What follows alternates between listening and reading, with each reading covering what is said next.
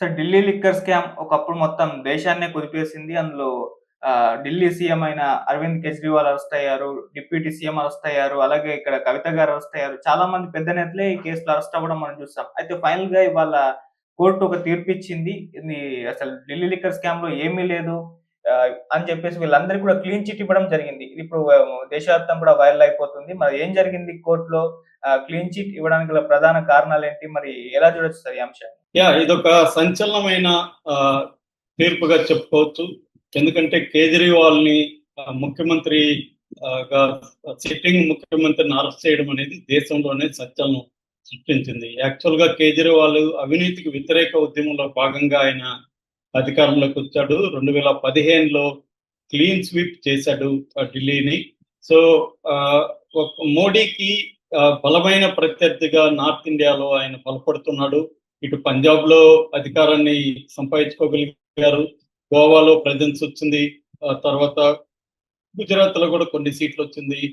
అంటే ఒక ఆల్టర్నేటివ్ నాయకుడిగా ఎదిగే క్రమంలో ఆయన మీద ఒక ఆరోపణ చేసి ఈ ఢిల్లీ లిక్కర్ స్కామ్ అని చెప్పి దేశాన్ని కుదిపేసింది. అది కేవలం కేజ్రీవాలే కాకుండా ఇటు సౌత్ కి కూడా దాని ప్రకంపనలు వచ్చాయి. ముఖ్యంగా తెలుగు రాష్ట్రాల్లో ఇటు కవిత 6 నెలలు జైల్లో ఉంది, మాగుంట శ్రీనివాసులు రెడ్డి కొడుకు మాగుంట రాఘవ, ఆ తర్వాత మన విజయసాయి రెడ్డి బంధువులు, ఇలాగా అనేక మందిని దాంట్లో ఇన్వాల్వ్ చేశారు.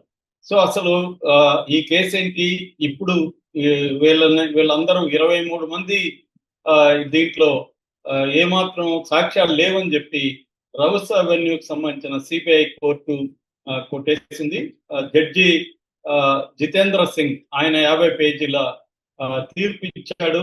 అందులో సిబిఐ సమర్పించిన ఛార్జ్ షీట్లు ఏవి కూడా ఈ జ్యుడిషియల్ స్క్రూటినీకి నిలబడట్లేదని, ప్రైమా ఫేసి ఎవిడెన్స్ లేదని చెప్పి ఆయన చెప్పి ఈ కేసును కొట్టేశారు. సో దీని మీద సిబిఐ హైకోర్టుకి అప్పీల్కి అయితే వెళ్తుంది. ఇక ఈడీ కూడా ఉంది ఈ కేసులో. అంటే సిబిఐ వేసిన ఛార్జ్ షీట్ మాత్రమే ఇప్పుడు సిబిఐ కోర్టు కొట్టేసింది, కానీ ఈడీ వేసింది అట్లాగే ఉన్నాయి. కాబట్టి ఆ కేసు ఏమవుతుంది అనేది కూడా మనం మాట్లాడుకోవాలి. సో అసలు దీంట్లో బిగినింగ్ లో ఏం జరిగింది అనేది బ్రీఫ్ గా నేను చెప్పి దాని తర్వాత మళ్ళీ ప్రజెంట్ సిచ్యువేషన్కి వస్తాను.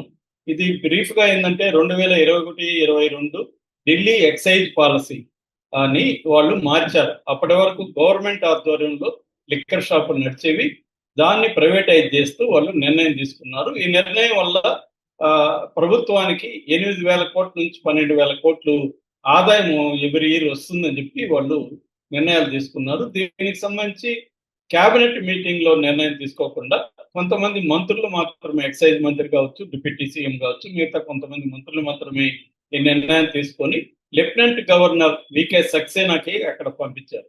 వికే సక్సేనా దాన్ని కొన్ని కండిషన్లు పెట్టి దాన్ని ఓకే చేశారు. అయితే దీంట్లో అవినీతి జరిగిందని వికే సక్సేనా 2022 మార్చిలో సిబిఐకి లెటర్ రాశారు, దీని మీద ఎంక్వైరీ మీరు చేయండి అని.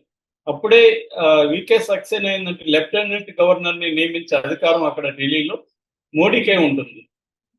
సో కాబట్టి మోడీ మనిషి కాబట్టి కావాలని వికే సక్సేనా దగ్గర అలా పెట్టించారని చెప్పారు. సో మొత్తానికి సిబిఐ ఆగస్టు 2022లో కేసు నమోదు చేసింది. ఇంకా అరెస్టులు మొదలు పెట్టింది. తర్వాత ఈడీ కూడా రంగంలోకి వచ్చారు. దీన్ని ఒక సౌత్ లాబీ, సౌత్ కార్టెల్ అని కూడా అంటారు.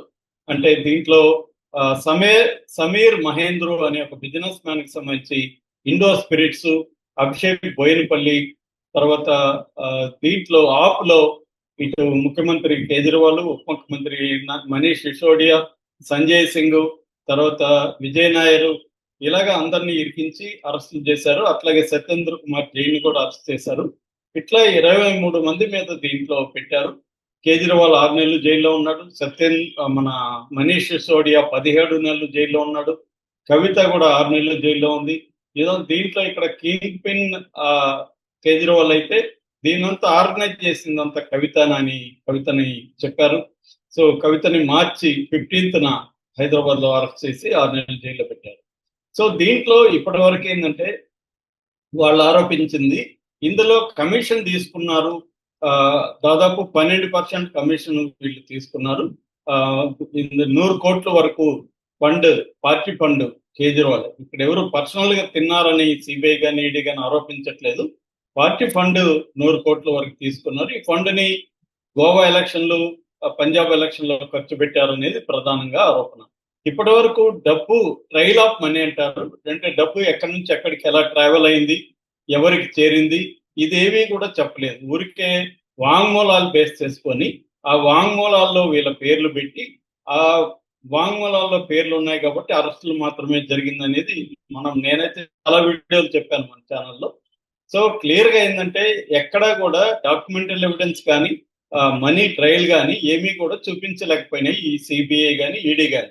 ఓన్లీ వాళ్ళు చెప్పింది ఏంటంటే కొంతమందిని బెదిరించి వాళ్ళ దగ్గర బలవంతంగా వాంగ్మూలాలు తీసుకొని ఆ వాంగ్మూలాల్లో వీళ్ళ పేర్లు పెట్టి, వీళ్ళ పేర్లు ఉన్నాయి కాబట్టి వీళ్ళని అరెస్టులు చేయడం అనేది జరిగింది అనేది ఆరోపణలు అనమాట. ఇవన్నీ నేను చెప్పేది కాదు. సంజయ్ సింగ్ కానీ మనీష్ సిసోడియా, కేజ్రీవాల్ పలు దఫాలుగా డీటెయిల్ గా ఆరోపించారు దీన్ని ఎలా మా మీద కేసులు పెట్టారని. అలాగే కవిత కూడా మాట్లాడింది.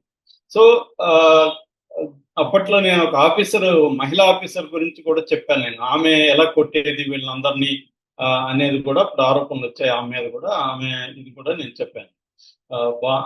సో భానుప్రియ అనుకుంటా ఆమె పేరు.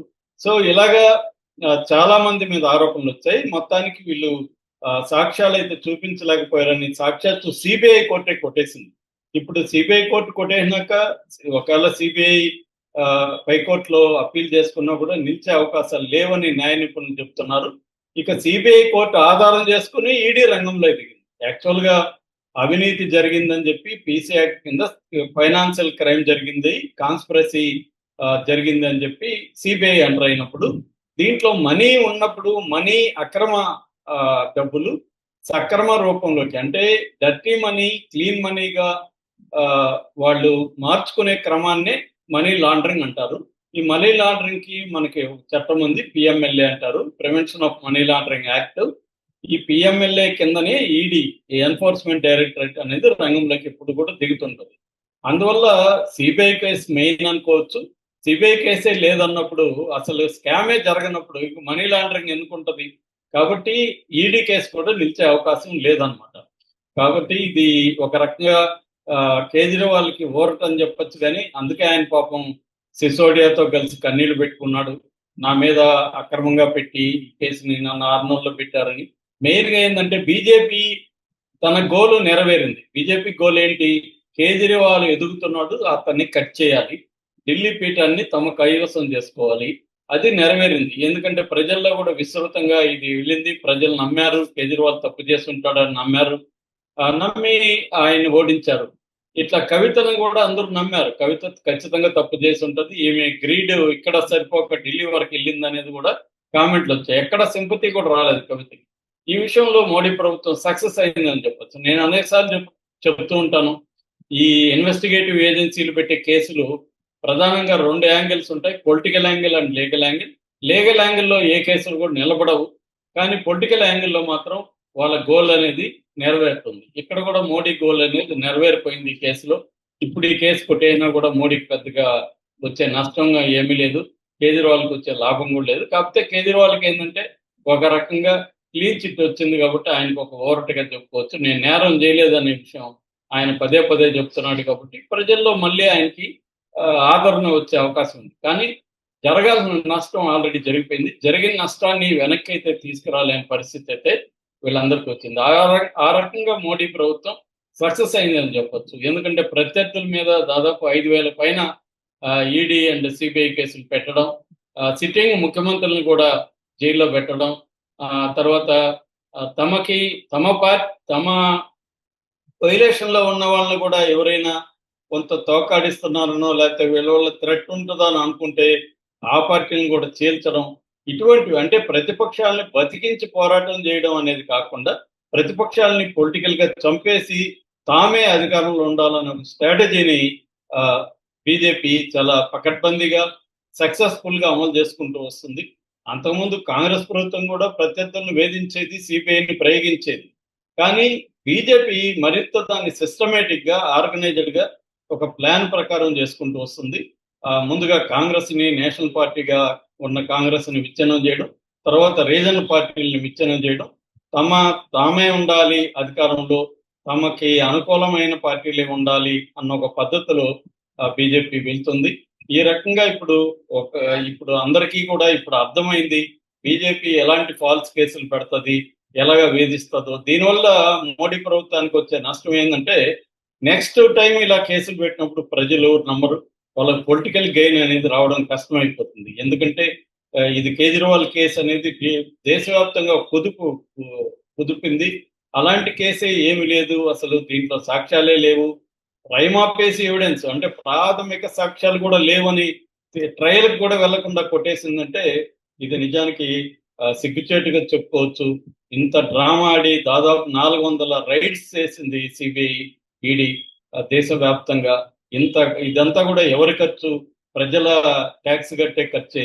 దీంట్లో ఇన్ని కోట్లు ఖర్చు పెట్టి ఇంత డ్రామా చేసి ప్రత్యర్థుల్ని దెబ్బతీసి అధికారంలోకి రావాలనే స్కీమ్ ఏంటైతే ఉందో అది ఇవాళ ప్రజలందరికీ కూడా ఈ తీర్పు ద్వారా తెలిసిందని మనం అనుకోవచ్చు. Okay sir, thank you so much.